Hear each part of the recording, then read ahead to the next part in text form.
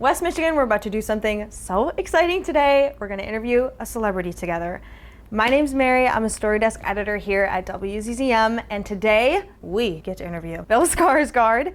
He's known as Pennywise the Clown in the It movies, Count Orlok in Nosferatu. Big celebrity here. I'm so excited. Today we're interviewing him for his new movie, Dead Man's Wire. He plays Tony Kuritzis. The movie is a true story set in the 1970s in Indianapolis. It is a hostage situation. It's an intense crime thriller, and Bill is just fantastic in it. So I'm so excited to talk to him today. Hi, Bill. Hello, Mary. How are you? Good. How are you? It's so good to meet you. I loved the film, and I'm going to get right to it because I have 5 minutes. Go ahead. So Tony is someone who's seen by some as the villain and by others as someone who at the end of the day is very flawed but very human. I want to know what elements of Tony's personality and his story you decided were most important to hone in on in your portrayal of him.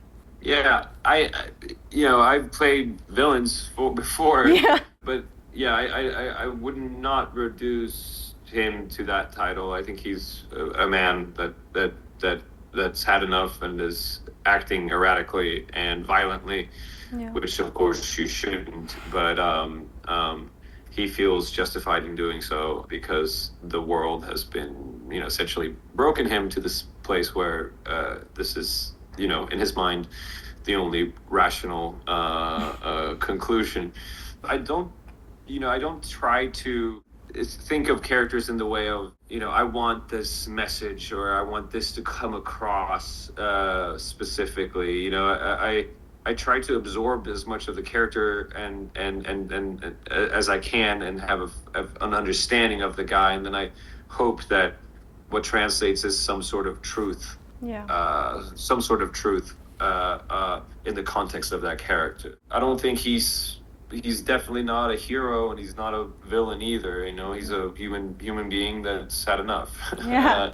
And you can relate to it, and you can feel sorry for it. I hope people feel, everything. I hope that they feel that you could feel sorry for him and understand that he's also a victim in his own right in a lot of ways. But at the same time, you can go like, this wasn't, probably the best way to go about things. Yeah. In many of your most iconic roles to date, you're reprising a really beloved character. When it came to reprise a real person, how did you approach it differently? Or were there some similarities in approaching someone with so much history behind them?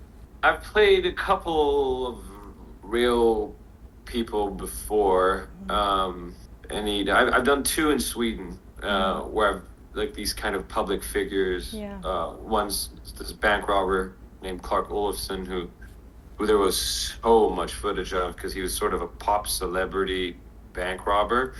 So there was footage of him from 16 to all the way throughout his life, and he changed his appearances, but there was a lot of, he was using the media to he used the media very well in order to sort of manipulate it and the image of him and so forth. So, and it was a show, it was 6 hours long. So the 6 episodes. So that was like, I had done that where it was just me listening to his cadence and how he speaks. And I really tried to absorb as much of the real guy as possible. And then the context of the show that we were making was very heightened and sort of over the top. So I was like, okay, I want to ground the guy, but I know that the tone is very over the top. But yeah, I just like to use the source material that you can get from it. And this is the same case with Tony, where there is a lot of footage and a lot of recordings of the whole case, everything from 911 phone calls to the press conference at the end, to the interviews that he did with the radio station and everything. So there's just plenty to use in your preparation, Definitely. Which is fun. Yeah. Well, I've been told I have to wrap. So It was so nice to meet you. Thank you so much for taking the time to do this. Thanks, Mary. Have a great day. You too.